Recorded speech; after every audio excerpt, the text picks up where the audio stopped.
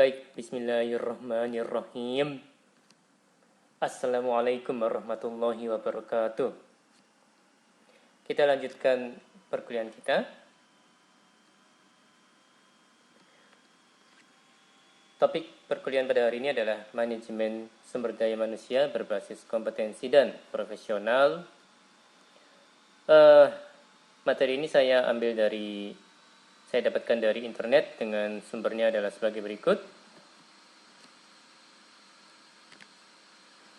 Pendahuluan, peran manajemen sumber daya manusia dalam organisasi tidak hanya sekadar administratif, tetapi justru lebih mengarah pada bagaimana mampu mengembangkan potensi sumber daya manusia agar menjadi kreatif dan inovatif. Jadi lebih luas ya fungsi dari MSDM dalam organisasi, Mas dan Mbak. Organisasi tidak semata-mata mengejar pencapaian produktivitas kerja yang tinggi, tetapi lebih pada kinerja dalam proses pencapaiannya. Oke, ini adalah definisi manajemen sumber daya manusia. Saya akan membacanya. Serangkaian keputusan untuk mengelola hubungan ketenaga kerjaan dalam kurung calon pegawai, pegawai dan pensiunan secara optimal, mulai dari rekrutmen, seleksi, penempatan, pemeliharaan dalam kurung kompensasi dan kesejahteraan, dan pengembangan dalam kurung karir, pendidikan dan pelatihan, serta terminasi untuk mencapai tujuan organisasi dalam kurung memelihara dan meningkatkan performansi. Oke, instrumen utama MSDM dalam slide ini ada dua pokok besar. Yang pertama adalah spesifikasi jabatan dan yang kedua adalah masalah utama. Oke. Untuk yang spesifikasi jabatan, poin-poinnya adalah pengetahuan, keterampilan, sikap, dan pengalaman. Oke, ya untuk pengetahuan itu indikatornya bisa dilihat dari ijazah. Untuk keterampilan dari judul pelatihan yang pernah diikuti ya, Mas dan Mbak ya, kalau saya tidak salah. Kemudian sikapnya adalah dari referensi. Dan yang berikutnya ada pengalaman, yaitu bisa dilihat dari masa kerja ya sebelum ini. Maksudnya sebelum masa kerja sebelumnya ya, apakah pernah bekerja di perusahaan A atau B gitu ya, Mas dan Mbak ya. Jadi pengalaman sebelum ini. Untuk yang sikap yang mana dilihat dari referensi itu bisa misalnya ditanyakan dari teman ataupun rekan kerja yang berada di perusahaan sebelumnya gitu ya, Mas dan Mbak ya. Semoga saya nggak salah. Oke, masalah utama dalam instrumen utama MSDM adalah kurang dapat terukur dan sulit untuk dapat objektif. Jadi unsur subjektif tetap akan ada gitu ya, Mas dan Mbak ya. Oke, masuk ke pengertian kompetensi adalah kemampuan manusia yang dapat ditunjukkan dengan karya, pengetahuan, keterampilan, perilaku, sikap, motif, dan atau bakatnya ditemukan secara nyata dapat membedakan antara mereka yang sukses dan biasa-biasa saja di tempat kerja.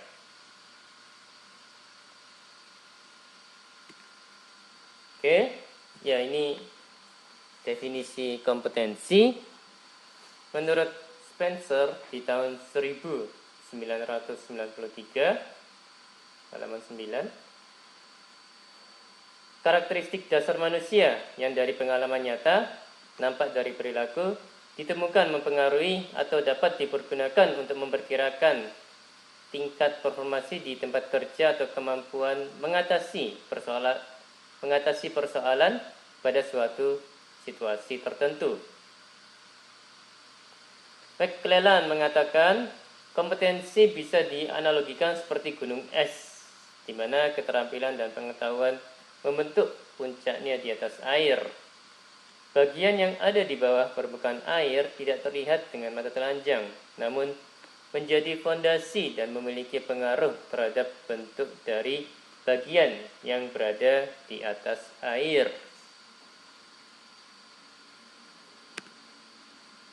Oke. Di slide ini ditampilkan model gunung es dan lingkaran terpusat kompetensi. Jadi ini ya, untuk yang segitiga ini Mas dan Mbak. Yang bagian atas adalah yang tampak, untuk yang bawah adalah bagian yang tersembunyi. Nah, untuk yang bagian tampak itu perilaku, pengetahuan, keterampilan ya, Mas dan Mbak. Untuk yang tersembunyi itu sikap, karakter, motivasi, bakat.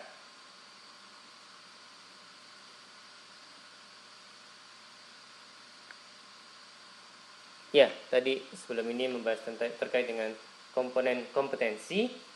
Oke, sekarang lanjut ke jenis kompetensi dan profesi. Ada beberapa poin ya di slide ini. Ada karya, ada pengetahuan, ada keterampilan, ada perilaku, ada sikap, ada motif, ada bakat. Seperti itu ya Mas dan Mbak ya. Jadi ini ya kalau saya nggak salah ini terkait dengan penjelasan kompetensi dan juga profesi yang sebagai contoh gitu ya. Jadi kalau kompetensi karya, contoh profesinya adalah penyanyi, artis. Kompetensi pengetahuan, profesinya bisa berupa konsultan, juru taksir. Nah, kalau kompetensinya keterampilan, maka profesinya bisa berupa pilot, tukang las. Kalau kompetensinya perilaku, maka profesinya bisa berupa kasir, operator telepon. Kompetensi sikap, profesi penerima tamu. Kompetensi motif bisa dilihat dari sales gitu ya. Dan kompetensi bakat bisa dilihat dari tester. Jadi ini apa namanya ya? Bisa dikatakan juga sebagai kalau berada di profesi-profesi ini, maka kompetensi-kompetensi yang dominan adalah berikut gitu ya Mas dan Mbak ya. Oke, masuk terkait dengan model kompetensi. Model kompetensi. Ya, terdapat 18 kompetensi yang bersifat generik yang ditemui pada bidang pekerjaan. Yang pertama adalah orientasi prestasi. Yang kedua, berpikir analitis. Yang ketiga, berpikir konseptual. Yang keempat, orientasi pelayanan pada pelanggan. Yang kelima, mengembangkan orang lain. Yang keenam, mengarahkan. Yang ketujuh, dinamis. Yang kedelapan, memberikan dampak dan pengaruh. Yang kesembilan, mencari informasi. Yang ke-10, prakarsa. Yang ke-11, kejujuran. Yang ke-12, pemahaman antar personal. Yang ke-13, kesadaran organisasi. Yang ke-14, komitmen organisasi. Yang ke-15, membangun hubungan. Yang ke-16, percaya diri. Yang ke-17, kepemimpinan tim. Dan yang ke-18 adalah kerja tim dan kerjasama. Seperti itu ya Mas dan Mbak ya. Model kompetensi. 18 model kompetensi. Baik, masuk ke definisi manajemen sumber daya manusia berbasis kompetensi. Serangkaian keputusan untuk mengelola hubungan ketenaga kerjaan secara optimal, mulai dari rekrutmen, seleksi, penempatan, pemeliharaan, dan pengembangan, serta terminasi dengan memanfaatkan informasi kebutuhan kompetensi jabatan dan tingkat kompetensi individu secara terintegrasi untuk mencapai tujuan organisasi. Oke, komponen utama manajemen sumber daya manusia berbasis kompetensi. Ada beberapa poin ya Mas dan Mbak ya. Jadi yang pertama rumusan kamus kompetensi organisasi, berikutnya kebijakan organisasi untuk MSDM, berikutnya fungsi-fungsi MSDM BK, berikutnya adalah kebutuhan kompetensi jabatan, berikutnya adalah pengukuran kompetensi pegawai, dan yang berikutnya adalah sistem informasi MSDM BK. Seperti itu Mas dan Mbak. Baik, slide ini menjelaskan terkait dengan kamus kompetensi organisasi. Jadi Mas dan Mbak bisa melihat di sini ada visi dan misi organisasi ya. Itu ada yang bagian ke strategi dan nilai dan budaya. Kalau yang strategi turun ke tujuan, kemudian turun ke program bisnis. Kemudian kalau nilai dan budaya turun ke perilaku dan turun ke kebiasaan positif. Seperti itu ya Mas dan Mbak ya. Kemudian program atau bisnis dan juga kebiasaan positif ini mengarah ke kompetensi wajib sumber daya manusia. Tentunya yang ada di organisasi ya Mas dan Mbak ya. Jadi bisa jadi hal ini bisa merupakan sebuah kompetensi inti organisasi tersebut. Yang bagian ini ya Mas dan Mbak ya. Ya, semoga saya nggak salah. Baik, masuk ke kebijakan organisasi. Apakah posisi atau tenaga kerja sebagai salah satu aset sumber daya atau faktor usaha? Ya ini mungkin terkait dengan sudut pandang. Jadi bagaimana memandang posisi atau tenaga kerja ya dalam organisasi. Apakah sebagai salah satu aset, apakah sebagai salah satu sumber daya, ataukah salah satu faktor usaha. Oke, apakah tujuan individu ini sejalan dengan tujuan organisasi? Ya, harapannya sih sejalan ya Mas dan Mbak ya. Kalau misalnya tidak sejalan, khawatirnya nanti akan ada crash pada saat bekerja dan itu akan merugikan organisasi secara keseluruhan. Apakah kompetensi organisasi dan kompetensi individu mendapat prioritas atau perhatian yang tinggi dari pimpinan? Ya ini kebijakan dari pimpinan ya. Apakah ada program dan disediakan sumber daya untuk implementasinya? Ya ini sepertinya bisa dihubungkan dengan program pengembangan tenaga kerja ya Mas dan Mbak ya. Baik. Oke, ini adalah beberapa contoh aplikasi MSDM BK, manajemen sumber daya manusia berbasis kompetensi. Yang pertama adalah spesifikasi jabatan. Ini erat hubungannya dengan rekrutmen. Kemudian jalur karir jabatan. Ini erat hubungannya dengan seleksi dan penempatan. Kemudian pelatihan penjenjangan. Ini erat hubungannya dengan kebutuhan pelatihan individu. Kemudian standar prestasi. Ini erat hubungannya dengan penilaian prestasi. Dan yang berikutnya adalah struktur gaji. Ini ya bisa jadi erat hubungannya dengan konsultasi karir. Dan lain-lain ya Mas dan Mbak ya. Oke. Masuk ke pembahasan terkait dengan pengukuran kompetensi. Jadi ini ada segitiga ya Mas dan Mbak ya. Yang paling bawah itu pelaksana, yang berikutnya adalah pengawas atau supervisor, yang berikutnya adalah madya, yang paling atas adalah puncak ya Mas dan Mbak ya. Jadi ini ya. Ini sepertinya sih pengukuran kompetensi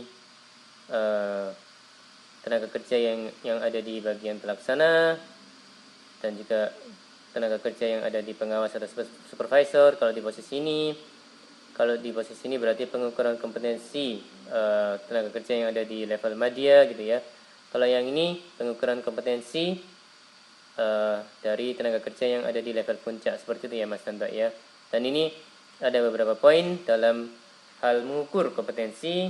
Jadi kalau ini referensi dari profesional, assessment center, ada juga bisa menggunakan psikotes, ada wawancara, ada wawancara dalam kurung behavioral event interview.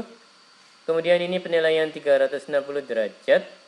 Kemudian ada kuesioner ordinal atau Likert, kemudian biodata. Seperti itu ya Mas dan Mbak ya. Oke, ini terkait dengan proses assessment center. Jadi ada beberapa poin. Ada nomination, ya dalam kurung position, performance. Ada juga paper and pencil test, dalam kurung trait, sifat ya, personality, motives. Kemudian ada juga poin in basket simulations and work plan.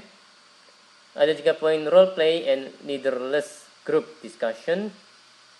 Kemudian ada juga interview, dalam kurung behavioral event interviews. Kemudian ada poin counseling, dan ada juga poin report and disposition. Oke, gambar ini menunjukkan sistem MSDM PK terpadu. Jadi yang paling tengah ini informasi jabatan, kompetensi yang jabatan, ya kompetensi yang dibutuhkan, kemudian individu, kompetensi yang dimiliki, seperti itu ya, apakah match atau enggak antara jabatan dan individu. Dan di sekelilingnya ada performansi, ada pelatihan dan pengembangan, ada seleksi, ada evaluasi dan job design, ada jalur karir, ada perencanaan suksesi, ada rekrutmen, dan ada kompensasi. Seperti itu ya Mas dan Mbak ya. Baik, ini adalah pengertian profesional. Ya, saya akan membacanya. Vocation that requires learning rather than work with the hands. Panggilan yang membutuhkan belajar daripada bekerja dengan tangan. Profesional adalah orang yang menyandang suatu jabatan atau pekerjaan yang dilakukan dengan keahlian dan keterampilan yang tinggi. Profesionalisme merupakan komitmen, ini saya ulangi ya. Profesionalisme merupakan komitmen para anggota suatu profesi untuk meningkatkan kemampuan secara terus-menerus. Oke. Lebih detail terkait dengan profesionalisme. Profesional harus memenuhi persyaratan, yakni knowledge, skill, dan sikap profesional. Oke. Ya, ini terkait dengan membangun budaya profesional. Ada 6 poin ya di slide ini. Yang pertama, pemahaman dalam kurung kampanye, penataran. Yang berikutnya, pendekatan sistem. Yang berikutnya, pengembangan etika profesionalisme. Yang keempat adalah enforcement. Yang kelima adalah kebijakan. Dan berikutnya adalah keteladanan.